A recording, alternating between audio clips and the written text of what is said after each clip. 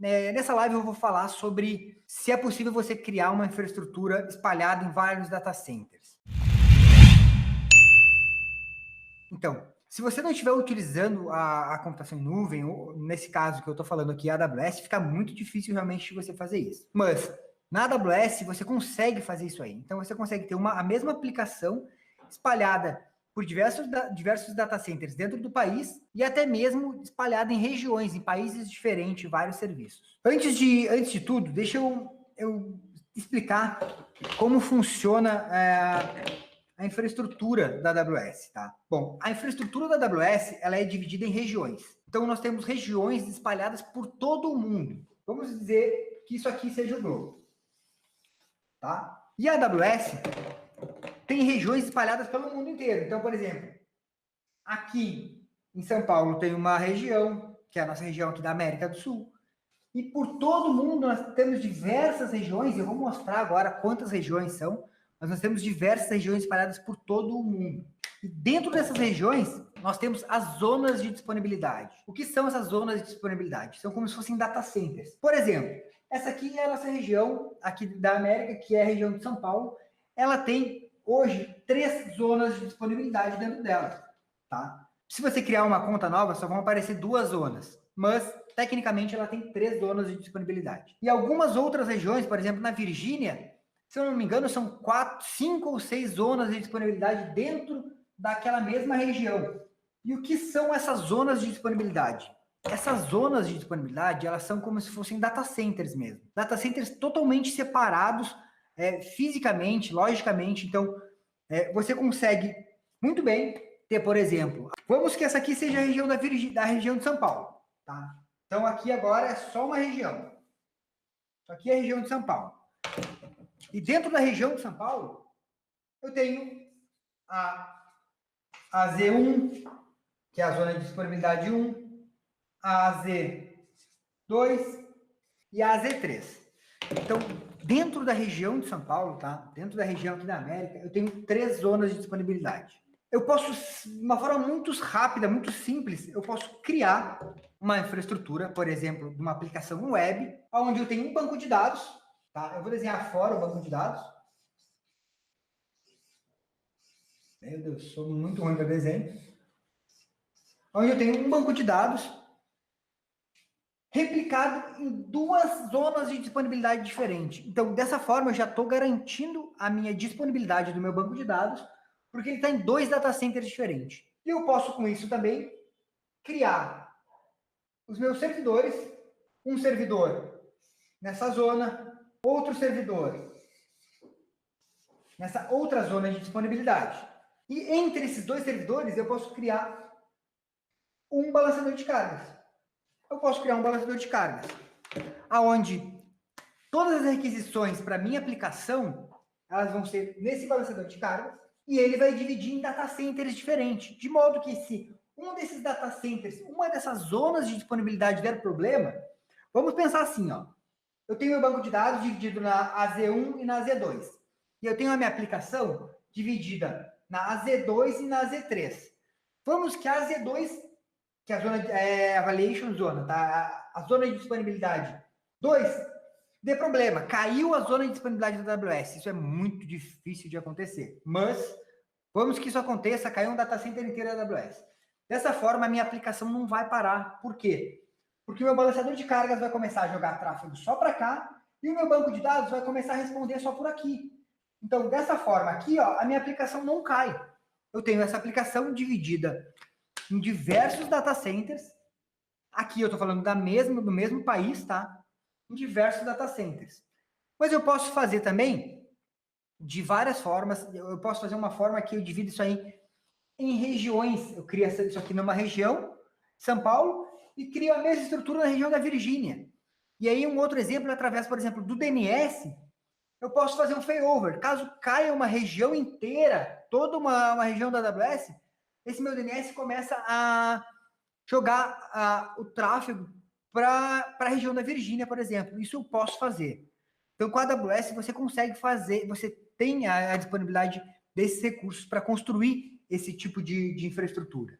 Quero mostrar na tela no site da Amazon, posso até colocar o link para vocês, dessa infraestrutura de regiões, quantas regiões são, quantas zonas de disponibilidade, os pontos de presença, tá? São bem importantes também, eu vou explicar o que são eles. Como eu falei, a AWS é dividida em regiões e zonas de disponibilidade. Então, aqui nesse mapa, todos esses pontinhos amarelo que vocês estão vendo aqui são as regiões, tá?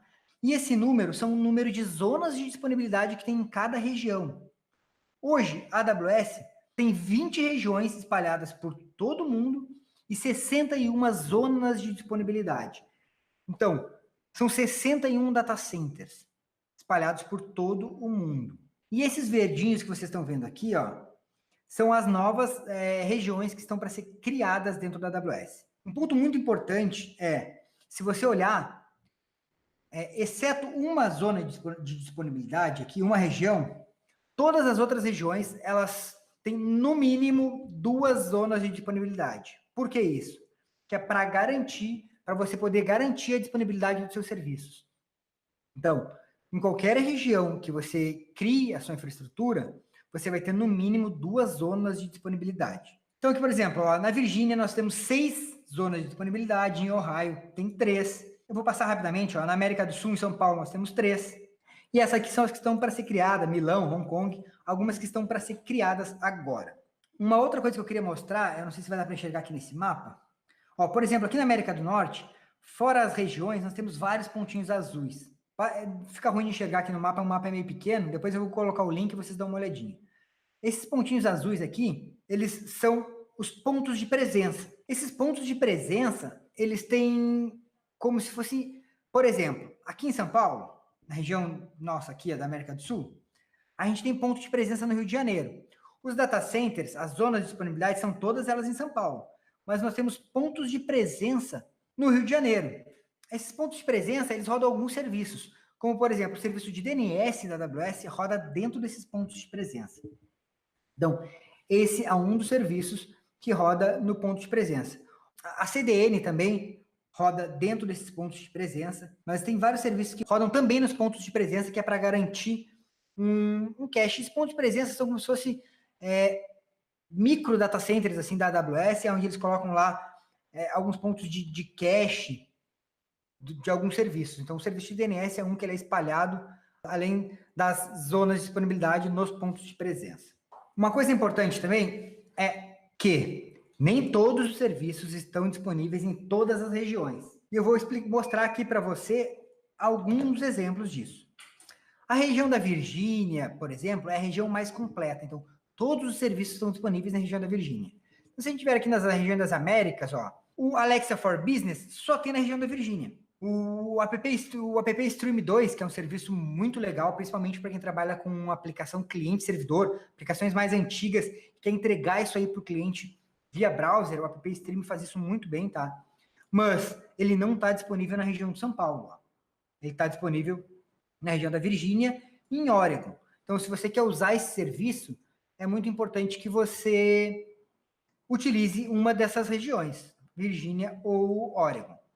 Os principais serviços, deixa eu mostrar aqui, por exemplo, o Glacier, que é o armazenamento a longo prazo, está disponível em todas as regiões, o EC2 também, o S3, os principais serviços estão disponíveis em todas as regiões. Mas se você quer utilizar um serviço que não é tão comum assim, que a Amazon disponibiliza, pode ser que ele não esteja disponível na região que você quer. Então é muito importante você dar uma olhadinha nessa tabela de regiões. Um exemplo disso aí é o Aurora, um banco de dados da Amazon, um banco de dados relacional da Amazon, que é um banco de dados muito bom, que tem uma ótima performance, e a galera reclama muito que ele não está disponível na região de São Paulo ainda. Então, se você precisa utilizar ou quer utilizar o Aurora, você vai ter que utilizar uma das regiões que ele está disponível. Mas eu quero mostrar rapidinho para vocês um lugar que tem aqui na AWS onde você consegue enxergar todos esses serviços e enxergar se alguma dessas regiões, alguma dessas zonas de disponibilidade dentro de cada região aqui, ó, você consegue enxergar cada serviço se teve algum problema. Eu quero mostrar isso aí para vocês. Bom, aqui, ó, status.aws.amazon.com. Aqui você consegue ver o status de todos os serviços em cada região. Por exemplo, na América do Sul. Eu consigo ver todos os serviços que estão disponíveis aqui, ó, o status de serviço, se algum deles teve problema. Eu consigo ter o histórico de todos os dias para trás, se algum desses serviços teve algum tipo de problema. Então, um conselho que eu dou, você consegue integrar isso aqui com o CloudWatch, que é o serviço de monitoramento, e com isso você consegue receber alertas caso algum desses serviços pare. Então, um conselho que eu dou é configure isso aqui lá no seu dashboard, monitore esses serviços, pelo menos os serviços que você está utilizando. Caso venha dar algum problema, tá? Você consegue enxergar aqui. Deixa eu ver se eu acho algum problema em algum dia aí. Vou pegar aqui, ó. O CloudFront, dia 27, teve um pequeno delay aqui, ó. Delay de propagação que foi resolvido. Então, sempre tem aqui, quando tem algum tipo de problema em algum serviço, a Amazon disponibiliza aqui. Então, às vezes, até problemas que você não percebe no dia a dia, mesmo utilizando o serviço, tem problemas que você não percebe nem que aconteceram, mas a Amazon coloca aqui esses problemas. Então, é uma forma de você monitorar os serviços e ver, e com isso você consegue também ver a disponibilidade. Beleza? Ó, um informativo de mensagem, então aqui tem uma legendinha de status, onde você consegue monitorar aí alguns desses serviços. Eu nunca vi isso aqui vermelho, ou pelo menos muito vermelho. Galera, eu queria saber se ficou alguma dúvida em relação a isso que eu falei hoje aqui para você.